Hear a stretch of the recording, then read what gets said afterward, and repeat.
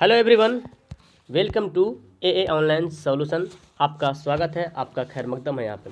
तो आपके लिए मैं यहाँ पे उर्दू का इम्पोर्टेंट क्वेश्चन लाया हूँ जो कि 30 क्वेश्चन है, यानी कि आपके लिए क्या बोलते हैं उर्दू का मॉडल सेट है ना। तो पिछले बार भी मॉडल सेट आया था, उससे पहले शायद आया था। तो यहाँ पे ये मॉडल सेट है, एज ए 30 सवाल आपको बनाना है, ठीक है। तो उर्दू अगर कंटिन्यू पढ़ रहे हैं तो देखता हूँ 30 में 30 कौन बनाता है। बालो ज्ञान कांग्रेस 2008 भारत के किस शहर में मुनक्किद हुआ था? तो एक सवाल तो यहाँ से खुद बन गया कि बालो ज्ञान कांग्रेस कब हुआ था? 2008 में हुआ था। बालो ज्ञान कांग्रेस 2008 में हुआ था। और कहाँ हुआ था? पूना में, विशाखापट्टनम में, दीमापुर में या शिमला में? तो बालो ज्ञान जो कांग्रेस हुआ था दीमापुर में हुआ था। कहाँ हुआ था? दीमापुर में हुआ था।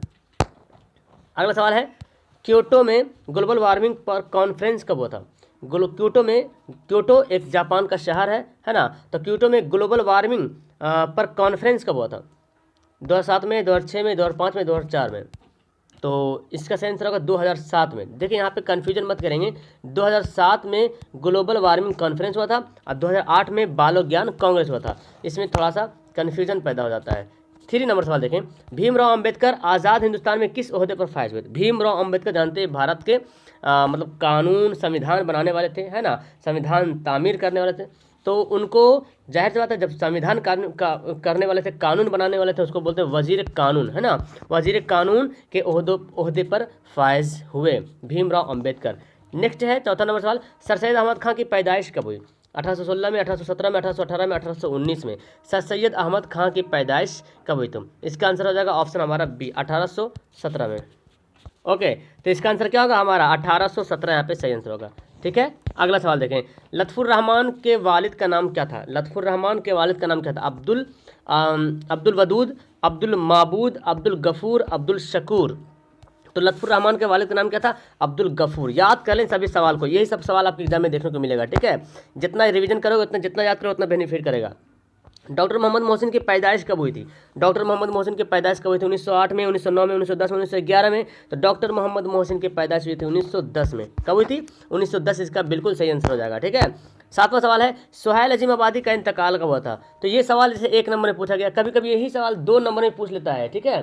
कि सुहैल अजीम आबादी की पैदाइश कब हुई थी? आपको पूरा लिखना पड़ेगा, सुहैल अजीम आबादी की पैदाइश, है ना, 1980 में हुई थी। ऐसे पूरा लिखना पड़ेगा। ओके, आंसर हमारा ए।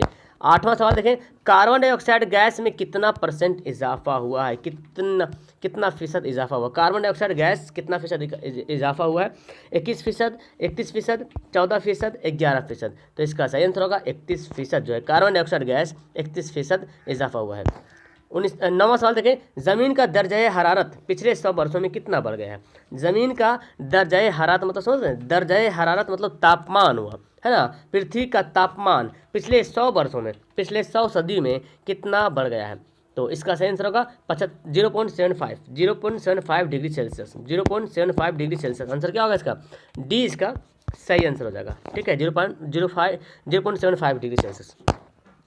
अगला सवाल है, शामिल निसाब इंटरव्यू में किसका इंटरव्यू लिया गया है ना, यानी कि आपके निसाब में, आपके सिलेबस में जो बताया जा रहा है, इंटरव्यू एक चैप्टर है, तो उसमें इंटरव्यू किससे लिया गया? प्रेमचंद से, राजेंद्र सिंह बेदी से, कृष्णचंद से या सादत हुस्न मंटू से? तो 10 का यहाँ पे आंसर होगा राजेंद्र सिंह बेदी। क्या होगा आंसर? हमारा बी सही आंसर होगा। अगला सवाल है, शबनम कमाली का असल नाम क्या था? शबनम कमाली का असल नाम क्या है? अहमद रजा, मुस्तफ़ा रजा, हसन रजा, एहसन रजा? तो 11 का आंसर होगा ऑप्शन हमारा बी, मुस्तफ़ा रजा, ठीक है। आप मुझे कमेंट करेंगे कि शबनम कमाली का इंतकाल कब हुआ, ठीक है। ये आपको किताब में नहीं दिया लेकिन सवाल दिया हुआ है। आप मुझे कमेंट करेंगे तो शबनम कमाली का इंतकाल कब हुआ था, यहाँ नहीं, कमेंट बॉक्स में। जफ़र गोरखपुरी का एक मजमुआ बच्चों के लिए भी है, उसका नाम क्या है? बहुत इंपॉर्टेंट सवाल, और हर साल ये सवाल देखने को मिला है। जफ़र गोरखपुरी का एक मजमुआ बच्चों के लिए खास करके है, तन्हाइयाँ, सच्चाइयाँ, दोराइयाँ या करम फरमाइयाँ? तो 12 का आंसर होगा सच्चाइयाँ। ऐसे भी बच्चे लोग बहुत सच्चे होते हैं ना, सच्चाइयाँ, आंसर बी। ये भी इंपॉर्टेंट है जी, दोहे के कितने मिसरे होते हैं? दोहे में कितने मिसरे होते हैं? जैसे कबीर दास के दोहा पढ़े होंगे, है ना। तो 2, 4, 6, 8, तो दोहे में जो ना 2 मिसरे होते हैं। कितने मिसरे? सिर्फ 2 मिसरे होते हैं, मतलब एक लाइन रहेगा फिर दूसरा लाइन रहेगा, एक दोहा ये हो गया, ठीक है। फिर दूसरा, तीसरा से 2 मिसरे, 2 मिसरे करके होता है। 14वां सवाल देखो, उर्दू दोहे किस शायरी के तवस्सुत से उर्दू में आए। उर्दू जो दोहे हम पढ़ते हैं, रोशनी किताब में आपको एक दोहा एक चैप्टर है, ठीक है, उसमें शायरी के तवस्सुत किस शायरी के तवस्सुत से आए, अंग्रेजी शायरी के या हिंदी शायरी या फारसी शायरी या पंजाबी शायरी। तो शायरी हर जबान में होता है ना, इससे तो ये पता चल रहा है हिंदी शायरी है ना। आंसर क्या होगा, बी होगा। 15 नंबर सवाल देखें, सलाम मछली शहरी का असल नाम क्या था। सलाम मछली शहरी का असल नाम अब्दुल सलाम, अब्दुल कलाम, मोहम्मद निज़ाम, मोहम्मद सलाम। तो 15 का आंसर हो जाएगा अब्दुल सलाम। क्या हो जाएगा, अब्दुल सलाम। आंसर हमारा ए बिल्कुल सही आंसर हो जाएगा। 16 सवाल देखें, सलाम मछली शहरी किस सिनफ के शायर हैं। सलाम मछली शहरी जो है किस सिनफ के शायर हैं, गज़ल, मरसिया, नज़म, गीत। तो इसका आंसर हमारा होगा 16 का आंसर हमारा डी होगा, है ना। सलाम मछली शहरी जो है वो किस सिनफ के शायर हैं, तो गीत, इनकी गीत लिखते हैं। बहुत से नज़म निगार होते हैं, बहुत से गज़ल लिखते हैं, बहुत से मरसिया लिखते हैं। निगार अजीम का दूसरा अफसानी मजमूआ कब मंजर आम पर हुआ। निगार अजीम का दूसरा अफसानी मजमूआ कब मंजर आम पर आया, 1990 में, 1999 में, 1966 में, 1951 में। तो 17 का आंसर हमारा हो जाएगा 1999 में। और आप मुझे कमेंट करके इसके बारे में भी बताएंगे कि निगार अजीम आबादी का दूसरा मजमूआ का नाम क्या था। निगार अजीम आबादी का दूसरा मजमूआ कहीं से भी, किताब से, जहाँ से भी हो खोज के कमेंट जरूर करें, ताकि लगे कि हाँ आप लोग भी जान है, पढ़ रहे हैं। शबनम काली कब पैदा हुए, ये पैदाइश की तो इनकी डेट दी हुई है ना। तो आंसर जानते हैं इसका, 1938 में शबनम कमाली की पैदाइश हुई थी, ठीक है। लेकिन शबनम कमाली इंतकाल कब हुए, इसके बारे में मुझे बताएं, कमेंट करें, ठीक है। तब फिर उसके बाद मैं नेक्स्ट वीडियो में इसको लाऊंगा। नज़म बहुत आसान थी पहले, ये नज़म है, नज़म जो है बहुत आसान थी पहले, किसकी नज़म है, किसके ज़रिए ये नज़म लिखी गई है। परवेश शाहिदी, जगन्नाथ आज़ाद, चकबस्त, नदाब फाजली। तो 19 का आंसर होगा नदाब फाजली, ठीक है। इन सभी शायर और नज़म निगार और अफसाना निगार के नाम और उनके जो उन्होंने जो मजमून लिखे हैं, जो अफसाना लिखे हैं, जो गज़ल लिखे हैं, जो नज़म लिखे हैं, जो मरसिया लिखे हैं, उन सभी का नाम याद करना बहुत ही लाजमी है। शबनम काली किस जिला में पैदा हुए, लीजिए शबनम काली से 3-4 सवाल आ गया, पहले लेसन का ही 3-4 सवाल। शबनम काली किस जिला में पैदा हुए, दरभंगा, सीतामढ़ी, मधुबनी, मुजफ्फरपुर। तो इसका आंसर क्या होगा, सीतामढ़ी, है ना, सीतामढ़ी में शबनम काली की पैदाइश हुई थी। नेक्स्ट 21वां सवाल देखें कि उर्दू मुअल्ला किसके खुतूत का मजमूआ है। उर्दू मुअल्ला जो है किसके खुतूत का मजमूआ है, गालिब, इकबाल, चकबस्त, शहबाज। तो 21 का आंसर क्या होगा, 21 का आंसर होगा गालिब। उर्दू मुअल्ला किसके खुतूत, जैसे खुतूत आता ना, तो खुतूत आपके किताब में गालिब का ही लिखा हुआ, और उर्दू मुअल्ला भी गालिब का ही। 22वां सवाल देखें, असबाब बगावत हिंद, असबाब बगावत हिंद किसकी तसनीफ़ है, ये किताब का नाम है, असबाब बगावत हिंद। सुहैल अजीम आबादी, गालिब, सैयद मोहम्मद मोहसिन, सर सैयद अहमद खां। तो 22 का क्या आंसर होगा, सर सैयद अहमद खां। असबाब बगावत हिंद के बारे में किसने लिखे, सर सैयद अहमद खां ने एक इसके मुसन्निफ़ है, असबाब बगावत हिंद के मुसन्निफ़ है।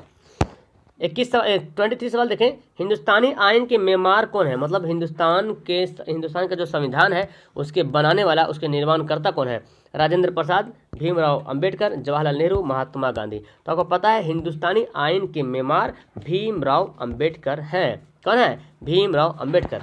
नेक्स्ट और अगला सवाल देखिए, 24वां सवाल, आर्यभट्ट ने अपना तजुर्बागाह कहाँ कायम किया, जो कि बिहार से इसका ताल्लुक है ना। आर्यभट्ट ने अपना तजुर्बागाह कहाँ कायम किया, गया में, पटना में, तेलंगाना में या खगोल में।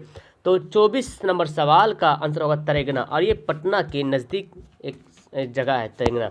25 सवाल देखें, ग्लोबल वार्मिंग कैसा मसला है। ग्लोबल वार्मिंग जिसको बोलते हैं क्या बोलते हैं इसको, वैश्विक उष्मन बोलते हैं, है ना। ग्लोबल वार्मिंग तो इंग्लिश में लिखा हुआ है, वैश्विक उष्मन बोलते हैं। कैसा मसला, मुनासिब मसला है, खुशगवार मसला है, संगीन मसला है, मुतअद्दिल मसला है। तो ग्लोबल वार्मिंग एक संगीन मसला है, संगीन मतलब गंभीर मसला है ना, बहुत सोचने वाली बात है, जिसमें कार्बन डाइऑक्साइड की मात्रा बढ़ती है ना, कार्बन डाइऑक्साइड गैस की मात्रा काफ़ी बढ़ जाती है। ग्लोबल वार्मिंग का एक बड़ा मसला हो गया है। बालो ज्ञान कांग्रेस 2018 में हिंदुस्तान के किस शहर में मुनक्किद हुआ, लीजिए फिर से वो सवाल रिपीट हो गया है, तो खैर कोई दिक्कत, आपको पता है दीमापुर में, है ना। दीमापुर में बालो ज्ञान कांग्रेस 2008 में हिंदुस्तान के दीमापुर शहर में मुनक्किद हुआ है, यानी कि आयोजन हुआ है।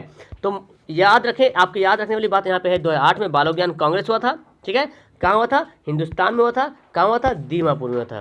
नेक्स्ट 27 सवाल है, सर सैयद ने अलीगढ़ में कौन सा उर्दू इदारा कायम किया। तो आपको पता अलीगढ़ के नाम से जैसे ही अलीगढ़ मुंह पे आता है तो आपके माइंड में तुरंत आता है अलीगढ़ मुस्लिम यूनिवर्सिटी। जैसे अलीगढ़ का जो नाम जो लोग जानते हैं ना, खास करके स्टूडेंट लोग, वो वही अलीगढ़ मुस्लिम यूनिवर्सिटी। अच्छा, अलीगढ़ मुस्लिम यूनिवर्सिटी।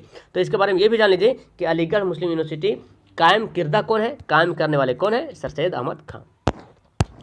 अदब की पहचान के मजमून निगार कौन है, अदब की पहचान पढ़े होंगे, आपकी किताब में शामिल है सर सैयद अहमद खान, अख्तर उरैनवी, अब्दुल मगनी, कलीम उद्दीन अहमद। तो 28 का आंसर क्या होगा, अब्दुल मगनी, है ना। अदब के पहचान के जो मुसन्निफ है, जो मजमून निगार है, वो कौन है, अब्दुल मगनी।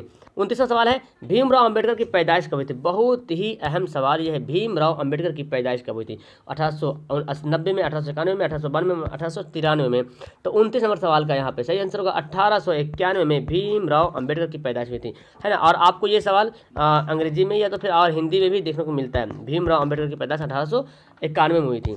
और आखिरी सवाल देखें, भीमराव अंबेडकर आज़ाद हिंदुस्तान में किस ओहदे पर फायज हुए, यानी कि जब फिर से सवाल हो गया, यानी कि भारत जब आज़ाद हुआ स्वतंत्र भारत में, तो किस ओहदे पर फायज हुए भीमराव अंबेडकर। तो इससे पता चला कि भीमराव अंबेडकर वाला बहुत ही अहम सवाल बनता है, और वजीर कानून, है ना। तो भीमराव अंबेडकर से जो भी है, अब आपके माइंड में सर यहाँ पे 30 सवाल क्यों लाए हैं, 50 सवाल 60 सवाल पूरा लाइए। तो देखिए, मैं उर्दू कवायद अलग से मैं करवा रहा हूँ, ठीक है। आप उर्दू देखो, 30 क्वेश्चन आपको रहेगा यहाँ से, आपको उर्दू से, ठीक है, मतलब 30 क्वेश्चन, और 20 क्वेश्चन आपको रहेगा ग्रामर से। तो 60 क्वेश्चन तो 60 है, लेकिन बनाने आपको 30 ही है, ठीक है, मतलब टोटल 85 बनाना है मिला जुला करके, ठीक है। तो 20 क्वेश्चन आपको मिलेगा ग्रामर से, कवायद मैं अलग से पढ़ा रहा हूँ, ठीक है। तो फिलहाल इसमें आपको 30 में 30 जरूर आना चाहिए, उम्मीद है कि आप लोग पढ़ रहे हैं तो 30 में 30 जरूर आएगा, ठीक है। ओके, तो वीडियो के यहाँ पे लास्ट करूँ, अच्छी लगे तो लाइक करना और अपने दोस्तों को शेयर जरूर करना। Okay, bye.